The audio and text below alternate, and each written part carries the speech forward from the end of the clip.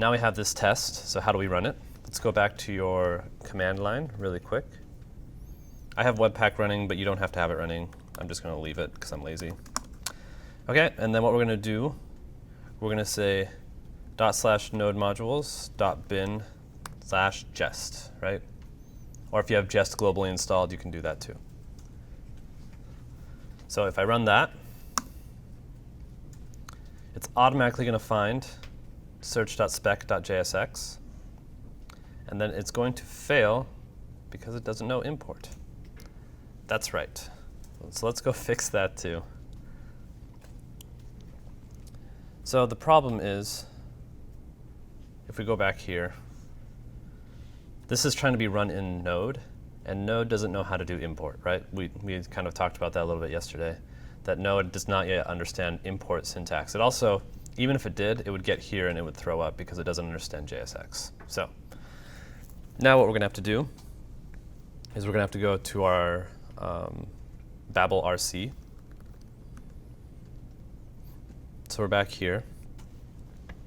We're going to have to add another top level thing that's going to say, hey, when in the testing environment, you need to also transform modules. So you're going to put an env up here, which, by the way, is different from this env. Okay, this is the Babel preset env, and this is environmental, doing different transformations based on environmental variables. That's what this env refers to. Okay, and we're saying when node env equals test, then run this plugin. That's what we're going to do. So plugins, and all we're going to do, the only additional plugin that we're going to run is transform jest 2015 modules common.js.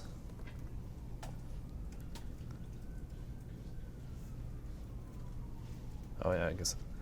Anyway, it's actually technically, this will work. You can also do Babel plugin if you want to be totally verbose.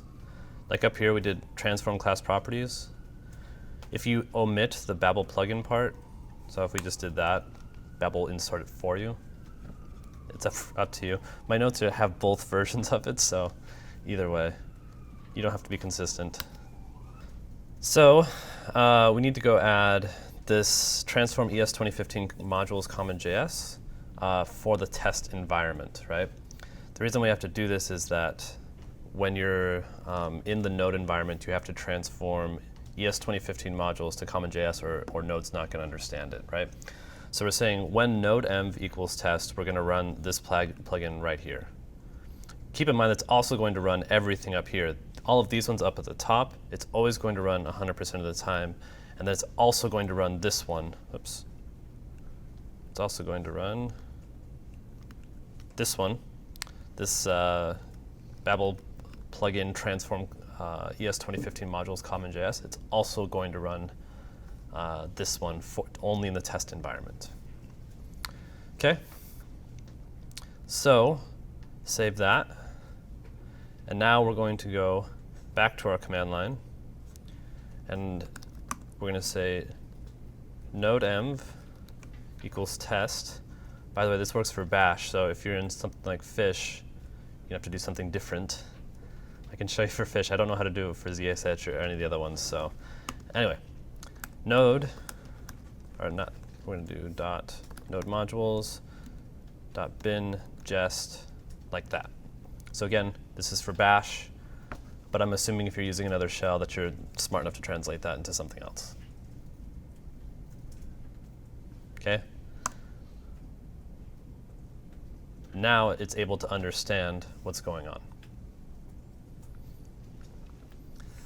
So let's talk about snapshots and what we actually tested there, right? Because what we did was pretty terse.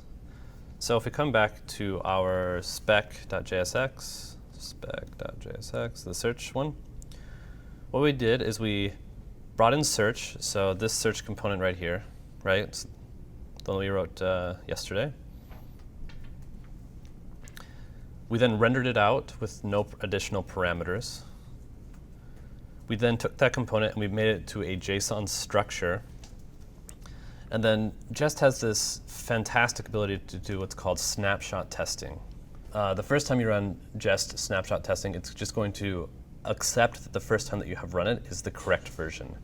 Then, in the future, it's going to test to see if that's changed, right? So, if you actually look inside of your test directory now, there's actually this __ snapshots. Take a look there and open it, and you can see that there's a search.spec.jsx.snap, right? And what you can see here is you can see what it's actually rendering out. So you can see it has a div up here, a header, an h1 input, all of this stuff up here, which is really cool, right? Now, if I go back to search.spec.jsx, sorry, what I meant is back to search.jsx, and I change this to be, I don't know, something like, well, here in the header, if I change this to be something else in the h1, and I come back here and run this again, it's going to fail my test because something changed, right? It's going to say, hey, this used to have S-video, and now you have something else. Like, your test now is failing because something's changed. Now, you might be telling yourself, well, sometimes my markup changes, right? Like, I want it to change. The cool thing about this is it's actually quite easy to update. So once I've seen this, like, no, I actually do want it to say something else, I just run Jest again with -u, and now it's going to go rewrite my snapshot. And so now when I run it again, it's going to pass, right? Because now I've accepted that as the truth. So again, if you go back to your snap, now it says something else in here. I know a couple of us are getting still getting an unexpected token import after that update. I don't Sure. know if other people are as well. So let's go look at our Babel RC again. So you need this env thing right here, right, down at the bottom, so that in the test environment, it's running this plugin, transform ES 2015 modules to CommonJS. If you don't have that, you're going to have a bad time.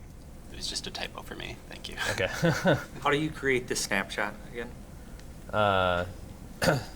So What's the command for that? when you create it for the first time, you just have to run Jest. It'll just create it automatically if it doesn't have one for that particular snapshot. Okay, interesting. Yeah, because mine just runs, but it shows the test passing, but no snapshots. Is that creating any? So you need to have it inside of your spec, right? So it's looking for this call right here, the toMatch snapshot.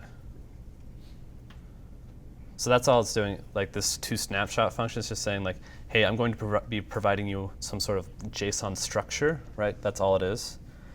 And then it's going to just do that snapshot sort of testing for you. Yep, I was just missing the parentheses. There you go. What's cool about this is not just for React. Obviously, this is very well fitted for React, right? But you could totally do this with API responses, right? If you're testing an API and you're expecting it to return a certain JSON structure, you can use snapshot testing for that as well to, be assured that the structure of your JSON for your API is not changing over time unless you anticipate it to do that. So could you kind of do a test-driven design where you'd actually lay out your snapshot ahead of time and then say, okay, I expect my component to match I that? would not do that. Snapshot.spec.jsx, in fact, I think it says it in there. Like, I'm not telling you what you can and can't do, by all means, but you were not supposed to edit these by hand. The other thing that which may not be intuitive, is you are supposed to check these into Git, right? So that if you ship this to someone else, they're supposed to get the same snapshot as you. A lot of times, people feel kind of icky about checking in things that are machine generated, but in this particular case, you want to check these in, just because they are part of your testing suite. And the __ tests that you created, that's a predefined path, right? I mean, because I didn't see where we defined that anywhere. No, it's, I think, so Jest is a really smart testing suite that is just going to scour your entire code base for things that say .spec.js, JSX, So we could really put it in that top level directory, but Airbnb's ESLint config is forcing us to put it inside of the test directory. So for me personally, I want my tests to live as close to the components that they test as possible, right?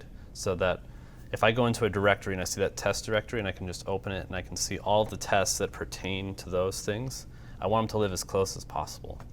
Not everyone shares that particular desire, right? Sometimes they want to have their tests totally separate in another directory that's totally aside from their code. And it's all your decision to make. But I'm right. That's what I'm getting at. Cool. Any questions about snapshot testing? It's pretty magical, right? Pretty magical. Yeah? Magical? Yeah. How is Jest invoking Babel? It just does it automatically. Okay. It does, is the answer to that question. Okay.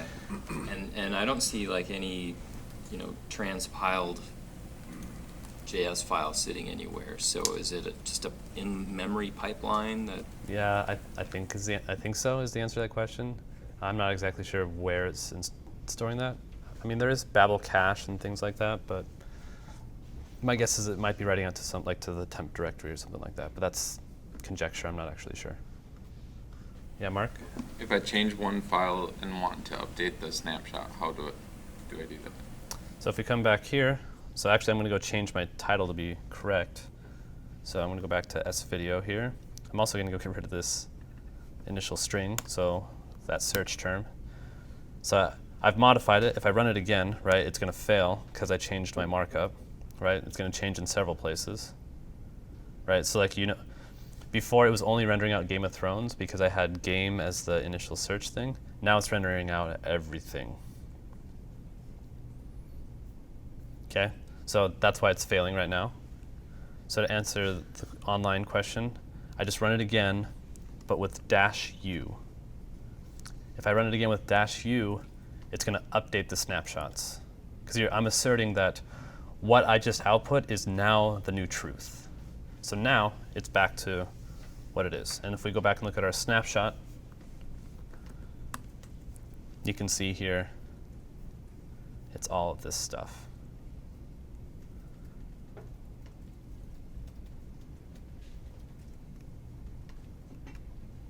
Other questions?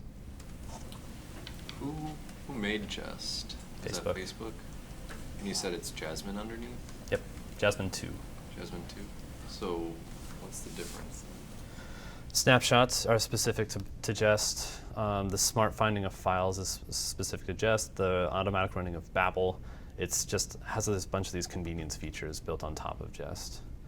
Another really cool thing is with Jest, if you have a bunch of tests that you're running like whole suites, it'll run them in parallel, so it'll go faster. It will run the test that last failed first, so that you can hopefully fail faster, rather than having to wait to go through the entire test suite. There's just a whole boatload of really useful things that they're doing for you. Yeah, cool indeed. I think so. Maybe a specific question, but if you only want to update one or two files and not run the whole -u I imagine the -u is globally updating your tests. I don't know. You don't run into that often, though. Yeah, I haven't run that into often enough. I'm gonna let's see if we can figure it out. Is there a man Jest? Anyway, I think you can pass in specific files to run. I don't know if you could do it at a per test level, but you probably can do it at a per file level. But I don't know is the answer to that question. I was mostly just curious if you run into that. Cool. So I'm getting sick of running this super long command. So let's actually just go put that into our package.json. So we're going to put in two commands real quick. The first one, as you might imagine, test jest. Pretty easy. The other thing that Jest has is it has a lot of mocking abilities, like kind of the stuff that comes with sign-on built in. I don't really know too much about them because they're kind of a pain to use, and I think mocking a lot of times does more harm than good, but it's all there. So as you remember, even though I don't have Jest globally installed, it can pull it straight from the node modules, and then I'm going to create another one, and it's going to be test::update, and it's going to be jest-u.